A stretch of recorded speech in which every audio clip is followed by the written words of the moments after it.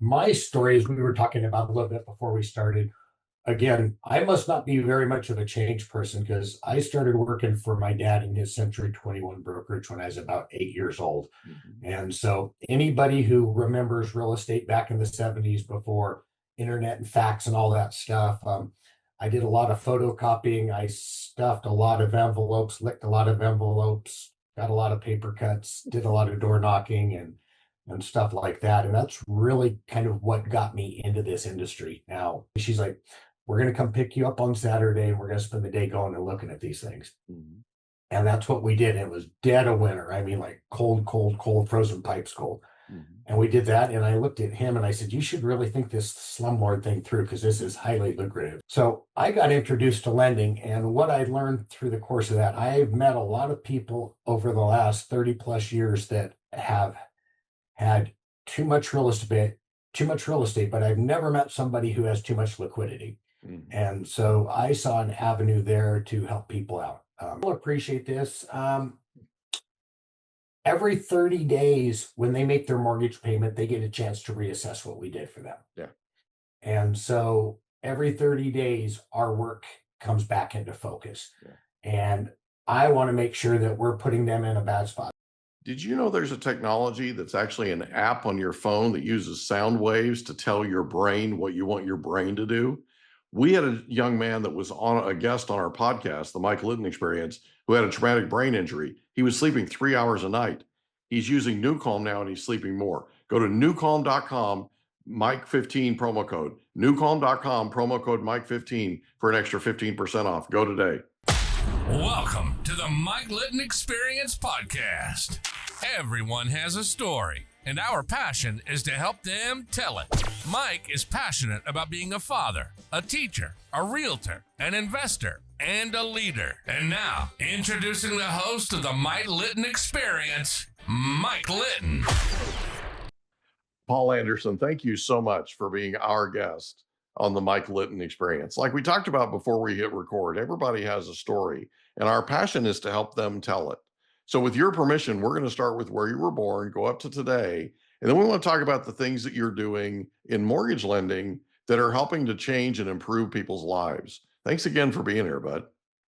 Thank you very much for the opportunity, Mike. We'll just start from the top. I was born and raised in Boise, Idaho, back before it was on the map and found, and have really spent the majority of my life here. I never really chewed too far and ran off my leash very much. I had the benefit through a couple of years in corporate America of traveling extensively throughout the country, and always looked forward to coming home. So I think I lived in one of the best parts of the country, and I wouldn't have it any other way. So my story, as we were talking about a little bit before we started, again, I must not be very much of a change person because I started working for my dad in his Century 21 brokerage when I was about 8 years old. And so anybody who remembers real estate back in the 70s before internet and fax and all that stuff, I did a lot of photocopying. I stuffed a lot of envelopes, licked a lot of envelopes, got a lot of paper cuts, did a lot of door knocking and stuff like that. And that's really kind of what got me into this industry. Now, that's evolved over time. Obviously, I moved beyond being kind of his gopher, as he used to call me, but became a realtor when I was 18. I thought that was kind of a rite of passage. If you wanted to sit at the adult table for Thanksgiving and Christmas, you better have a real estate license in my family. And so started there, and Boise was such a different place then than it is now. So it was such a fun time. And the market was just evolving so quickly. So I kind of was in on the front end of that growth, which led me to a lot of early success. And I was the only one of a lot of my peers and my classmates who was involved with real estate at that time. So it was wonderful for me. So, I was, ironically, this morning, Mike, I was on the phone with a gentleman who grew up 2 doors down from me, and we used to play baseball in the front yard all spring and all summer long. And we're helping him finance a building today. So those relationships last forever. Yeah. But I went into residential real estate, and fortunately, with my dad's knowledge and backing and his contacts, it provided me with a tremendous advantage to which I still have to this day. I think my dad, let's see, he passed, it will be 18 years in August, and I'm still doing business with a lot of his peers who were in the business in the 70s and 80s. So for me, the relationship side of it's great. I'm really blessed to be able to get up and for a big part of my day talk to people who have known me since I was knee high to a grasshopper and saw me come along, and now they're kind of on the tail end of career, and I'm looking forward to that on the horizon. So I've been really fortunate that way. And it taught me a lot. So helping people get into homes. So when I was younger, my mission was a lot different. It was helping people get into homes. We were still back in the mom and dad, 2, 3 kids, white picket fence, 2 cars in the driveway. Because in Idaho, we only had 1-car garages back then. So we were evolving. And over time, my focus switched more to working with investors. And so I would take those friends of mine when they were ready to move up and move on. We would show them possibly how to take that first starter home and turn it into an investment property and start their real estate portfolio. And that's probably what's driven me over the last 20 plus years. And that in and of itself evolved more onto the lending side. So I left residential real estate in 2011 and really focused on my lending side and had a great time working with investors, seeing them grow real estate portfolios, helping them fund their children's college, helping them fund their children's first home purchase. And then from there, we evolved into commercial real estate, which has really been a passion of mine because, again, I'm still working with people I grew up with. I mean, one of my offices is in my best friend from high school's office, and he builds commercial buildings, he syndicates real estate, and he does it all over the country. So I guess I'm just really fortunate to be able to work where I grew up and work with people who I grew up with. It's been phenomenal for me, and I'm really lucky, and I feel blessed every day that I get up to get to do what I do. That's cool, dude. Do you mind if I ask you a few questions? You mind if we back up a little bit? Yeah, I grew up in a family of attorneys too, so question away. There you go. There you go. So what was your favorite thing about growing up in Boise? Wow, I think, and this is what I tell people when they do come here and visit, it's just the access to the outdoors. So literally, I'm sitting here in my home office right now, and if I look out the window, I can go south, and in 20, 30 minutes, I can be out on a dirt bike, an ATV. I can be out there. If I go to the east, there is some amazing fishing, some privately stocked ponds that I know of because I know people, amazing hunting. So a lot of outdoor recreation and game. 45 minutes to the north of me, we've got a ski resort. And then if I look over to the west, some great water sports. So if you like the outdoors and you like those things, this is a great place to be because literally you can go any of the 4 directions, and in less than an hour, you can be engaged in something. Oh, that's cool, man. Yeah. So growing up, I think I know the answer to this, but growing up, who was the most influential person to you? So that's kind of a tough one because, like I said, I was really blessed to be work with some people. So I've got a couple people I consider mentors. Obviously, one of them was my father. I got my work ethic from my father and what I saw growing up. Anybody who remembers real estate in the 70s and 80s, it was not anything like it is today. Right. And so it was I've always used the phrase with people. I said, I'm a blue collar guy in a white collar industry. So I'm kind of a roll up your sleeves, go to work and lunch pail type of work ethic. So my dad was huge. The other one would have been my grandfather on my mom's side. So that side was all attorneys. The other side was all real estate and sales. So family dinners were amazingly interesting. But he taught me so much about the gift of patience. And as we were talking about earlier, how to listen. And so I was probably your atypical, what you would consider real estate agent, because I was really about digging into the why. And Idaho too, we're traditionally a pretty low income state, and now we're very highly priced. So we have a huge responsibility, as you know, when helping people. And to me, it was really good to understand their story and their wants and their desires so we could put them in a position to succeed. Yeah. So, so I was fortunate. I didn't have to go too far from the dinner table to get a lot of really sage advice. That's cool, man. Yeah. So in high school, did you have a favorite subject? I did. I actually really, really enjoyed English. Of course, then I got to college and figured out I didn't know how to write. But I, I spent That back was in a the day. little bit of a rude awakening. I spent about $40,000 learning how to write a paper in college. But you know, I and to your question, so much it wasn't even necessarily about the subject as it was the person teaching the subject. And so we had an amazing English professor who, ironically, I know his whole family. He's the only one who wasn't a doctor because he had a passion for teaching. And Mr. Coughlin, to this day, I still have really fond memories of him. So even though I probably wasn't the best pupil, that was the class that I really enjoyed. Yeah, I wasn't the best either. Yeah. So after high school, where do you go? Well, so the original path was I'd worked in the real estate office, since I was about 8 years old, and I'd done that, and I had a real estate license by the time I was 18. But I wanted to try law. I wanted to try the other side of the dinner table. And I started at BSU, so I was working a little bit real estate. I was framing houses, and I was working in a hotel, helping with banquets and serving and stuff like that when I wasn't going to college. So I started at BSU, and to be very honest, at 18, I wasn't ready for college. So I made a decision pretty quickly that now was not the time for college. Um, I loved real estate, but the real estate market was a little wonky back then. And so I really kind of started to get engaged in the hotel business. I did enough construction to realize how a home was built and realize I'm not a good craftsman. So best leave that to somebody else.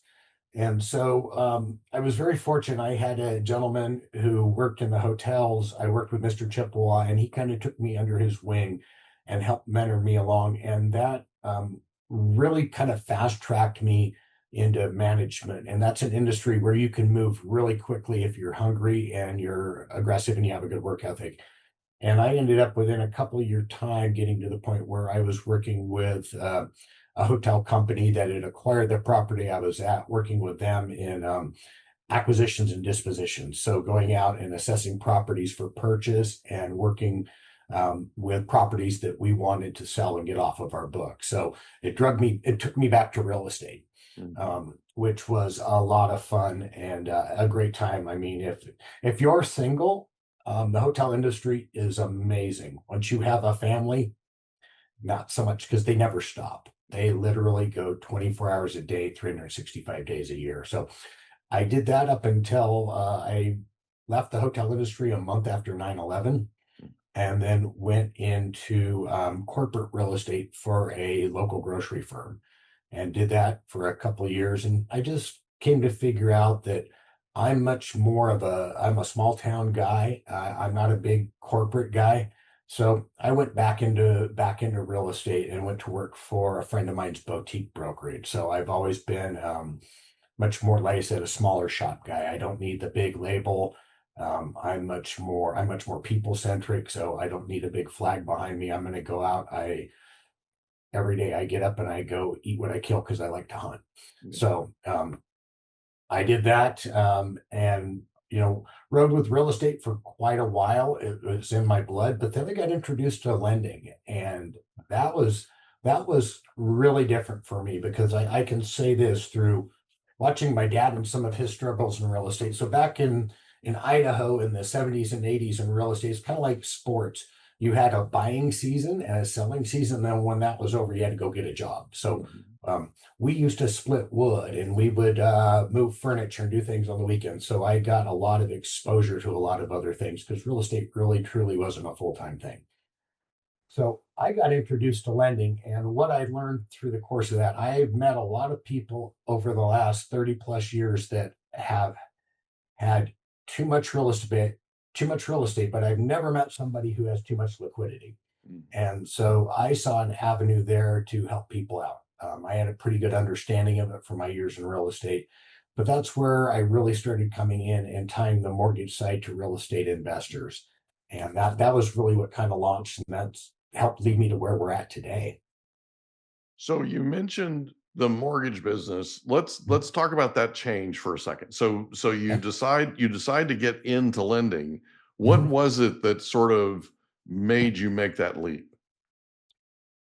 Did you know there's an app that has no side effects that allows you to use sound waves to tell your brain what you want it to do? It's called newcalm.com, and it's amazing. It literally uses sound waves. If you want to tell your brain to go to sleep, if you want to tell your brain to recover, if you want to tell your brain to put you in peak physical state, if you want to tell your brain to focus, if you want to tell your brain to take a power nap, you can do all of these things and more with newcalm.com. Go to newcalm.com today, promo code Mike15. Newcalm.com, promo code Mike15 for an extra 15% off. Probably through my transactions, some of the people that I was working with, and I was watching what it was they were doing and how they were doing it and what it was meaning for them and their families. And the other thing is too, as you probably know, it's very different. On real estate, it was kind of like the hotel business. Fridays, Saturdays, and Sundays were your biggest day. Mhm. And I had a young family where lending, even back then, without the technology, you could do it from home. You weren't as boots on the ground, and you weren't spending as much time away from your family. Right. So I really liked the time freedom that it created. Um, you know, I missed the real estate side of it and being hands-on, but that also took a lot of time away from my family. And I had a young daughter and a wife at that time. So I really started looking at that and going, this is a way for me to stay engaged, stay involved. And then when we would have market fluctuations and people weren't buying homes, I could still put groceries on the table. Mhm. Yeah, true story. True story. Yes. So getting into lending, and you've now been in it 30 years, what's your favorite thing about being in the mortgage business? I think I would say probably the same thing with real estate. The biggest thing for me is just the people I get to talk to every day. Yeah. I'm learning, and I'm being told that I'm old school because I still talk on my phone. I like making phone calls. I've got my call list right here. Mhm. I like making my calls every day. I like following up and touching. So the big lesson for me is no matter what it is you're doing, there's a relationship. And, we talked about that in the very beginning. And so for me, continuing to strengthen and foster and go deeper with the relationships I already have and then grow new ones. I enjoy people. I get a lot of energy from that, and that just puts me in a really happy spot. But lending, I think obviously where you have a background in that, it has evolved so much since I got in. I mean, when to your earlier question, what was it like when you decided to move into lending? Back then, it really wasn't anything. You Yeah. basically filled out a one-page form and got a surety bond. Ta-da, you're a Yeah. lender, Exactly. which I thought was interesting, and that was really more of a perfunctory paper exercise before they reformed lending. So it was just a natural thing, and really wasn't a huge ask to move over. It's like, oh, and you can do loans, and you can do real estate, and you can do all this. So it was a pretty easy progression, but it's been a lot of fun. So you mentioned earlier that you ended up getting into lending partly because you had situations where you had somebody who bought their first house and then they were ready to buy their second house, and you started working with them and you said, "Hey, one of the things you might consider is turning your starter home into an investment property." It Right. sounds like you've done that a few times with your clients. I have. Talk a little bit about their experience doing that in terms of now that they're looking back, because I'm assuming this was several years ago. Now looking back, how happy are they? What's their experience? What's their feedback been with you in terms of building even a small portfolio of rental properties? I would like to think it's been really good. They still take my phone calls. They still talk to So me. Yeah, and they still call me too. No, we Nobody's still blocked me engage. yet, right? Yeah, yeah, we still engage. Probably one of the neat things to see, and it obviously has taken some time, but like the people who I grew up with now, their parents and grandparents. And so those second and third generation referrals mean a lot to me. And that probably tells me that I've done a good job. But a really good example, and I've had some amazing clients, but I've got two that I can think of. And ironically, I'd met them separately and was introduced to them separately. One, she had lost her husband and had life insurance money, and a good friend of mine who owned a real estate brokerage brought her to me, and we sat down, and she's amazing, super, super smart lady, software engineer, very, very smart. Um, we started with her, bought two rentals back in '09 when you could get a home for 70 grand, and start her on our pathway. And then the gentleman who's now her husband, I was introduced to him separately through another real estate broker who I know, and he'd recently gone through a divorce. And as terms of the divorce, they had to sell their primary residence. Well, they came into a reasonable sum, so he satisfied the terms of his divorce with the sale of the home. But then it was just good timing. Our market was so depressed. He needed financing to buy a home, and then he had some leftover money. And he also worked. He ironically was not a software engineer. He was a sales manager at the same company she was at. That's how small Idaho is. And we helped him buy a property. Well, come to find out, down the road, they'd met, I want to say about 4 or 5 months later. And I stayed in contact with both of them and gotten to know them. And so all of a sudden they're dating.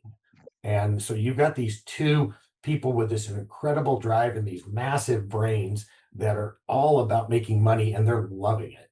And our market was perfect. Within about 2.5 years, we got to the point where we had maxed them out, where they couldn't get any more agency paper. So he had a primary and 9 rentals. She had 10 rentals, and she was living in his primary. So next thing I know, she starts buying mobile homes. And he calls me one day and he's like, "You've got to talk to my wife. She's going to make me a slumlord, and I don't want to be a slumlord." So I call Kai up and I'm like, "What's going on?" And she's like, and she ran the numbers for me. And I'm like, "Okay." I said, I get the math. The math makes total sense, but in my head, I've got this thing. She's like, "We're going to come pick you up on Saturday, and we're going to spend the day going and looking at these things." And that's what we did. It was dead of winter. I mean, like cold, cold, cold, frozen pipes cold. And we did that. And I looked at him and I said, "You should really think this slumlord thing through, because this is highly lucrative." So in about 3, 4 years, I think they acquired about 60 mobile homes. Wow. Bought those, carried those on contract, and then they got bored with that. They kind of graduated. So from there, we started looking at other options into real estate syndication. Wow. And so they're in 34 syndications right now currently. And one of them is a development that we're doing in a little town just north of here called Eagle, Idaho. So we're doing a 94 unit single family syndication. And so that's probably one of my favorite stories. And I see him 2 or 3 times a week. We talk, we do dinners, holidays. It's amazing. And then, like I said, the gentleman who I talked to this morning, we grew up. I've known Scott since I was 7 or 8 years old, grew up, went to school together, helped him finance some homes, helped his ex-wife finance a home. And then now we're helping him build a commercial building for his business. So those types of things. And then, just seeing how the everyday guy who gets up and goes to work, because you guys all work the whole time. It's not like HGTV where they storm out the door with a box of stuff and I'm now a house flipper. These are people who got up and they did their everyday 9 to 5 while they built a real estate empire. And those are the things that mean a lot to me. And then now my one friends, we're actually working on putting together some classes and we're teaching people. And in saying that, I am probably one of the most risk averse people you'll ever meet. So from a lending perspective, I'm highly conservative. And so I'm really, really, really, I can suck the air out of a room pretty quick if a deal doesn't pencil. So always trying to, just protect people and put them in a position where they're going to succeed. Yeah. And that's a big deal, man. That's a bigger deal than most people realize. Yeah. There's no reason for you to be taking risk, right? Or encouraging people to take risk, right? It's better if you're sitting there going, "Hey, let's hold up for a second, right? Think about this for just a second. Here's some of the potential downside." I knock on wood, I've never had anybody in 33 years come to me and say, I wish you hadn't talked me into this. Right. But I have had people come to me over 33 years and say, I wish I had listened to what you told me, Yeah. right? I made a mistake. I didn't listen to you. Now help me dig out of this thing, So it's important that people understand, especially people in our industry, it's important that they understand that it's not about us writing checks for people. It's not about us sending people off to the wolves. It's about us being able to be the steady voice that's there, that's consistent, that says, okay, let's think about this for a second, right? If you're going to take the risk, you're going to take the risk, but you need somebody in your corner that, like you said, can suck the air out of a room, right? You need to be that sort of steady, consistent, steward, right? That helps them to sort of figure things out. I got a call yesterday from somebody who attended a training that I did months ago. And I apparently had an impact on her, so much so that we're meeting tomorrow. She's in a major situation and needs major help. And this training I did had nothing to do with what she is needing help with, but she was impressed with how I laid everything on the line in front of everybody and how I was able to share with them that these are things that are incredibly important when you're trying to connect with another human being, right? And so it kind of blew me away. I didn't realize you never know, right? So it's absolutely true that when the student's ready, the teacher will appear. I promise you, right? And it was one of those things where she got it. I just didn't realize she had. And so yesterday, the conversation I had with her really sort of took me back because this when you have an impact on people and you don't realize the impact that you're having, because I'm kind of a humble guy, right? I don't run around thinking, oh, I'm all that, right? That conversation yesterday really blew me away. I mean, it reached me at a deep level, simply because I was able to help, So it's a Yeah. big deal. And what we do is incredibly important. And I'm glad you're there for your clients so that you can be that sounding board. You can be that person that they can come to and go, I don't know about this, right? And then you go look at it and you're like, you just rethink that slumlord thing. Right. Well, and I love that, man. you know this, and you'll appreciate this. Every 30 days, when they make their mortgage payment, they get a chance to reassess what we did for them. Yeah. And so every 30 days, our work comes back into focus. Yeah.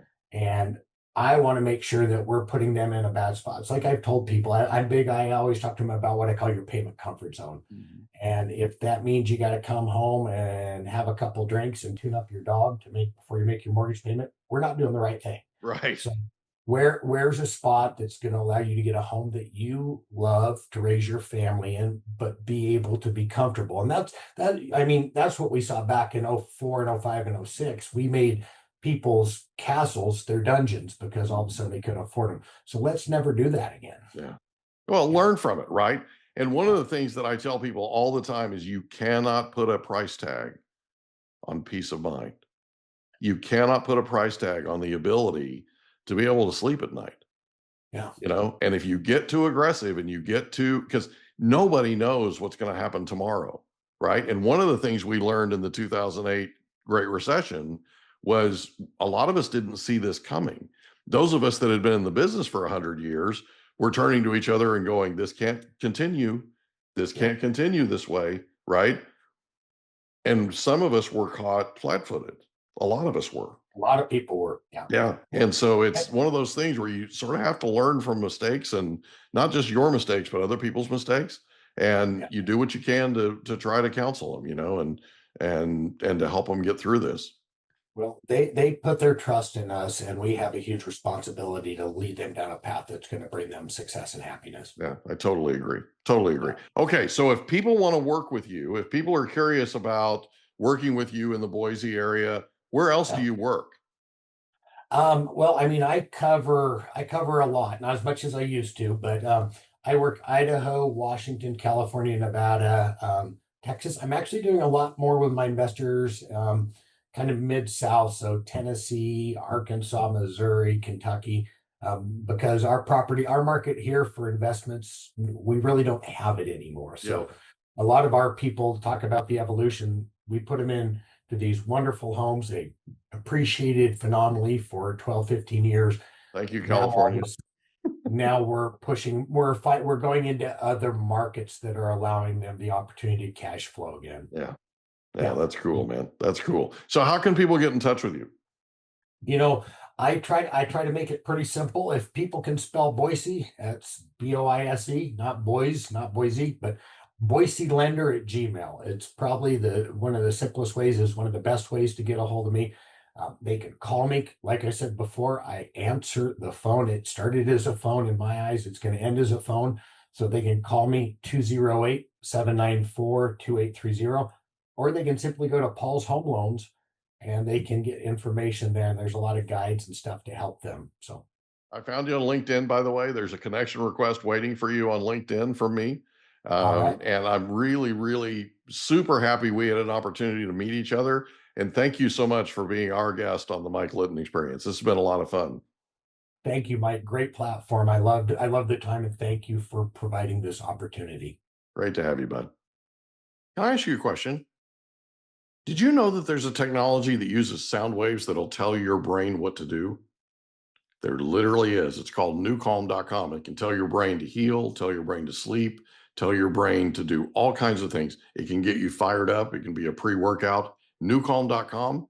And the promo code is Mike15. Newcalm.com, promo code Mike15 for an extra 15% off. Go today. And that's a wrap. Another episode of the Mike Litton Experience in the books. Reach out to Mike on Instagram at the Mike Litton Experience.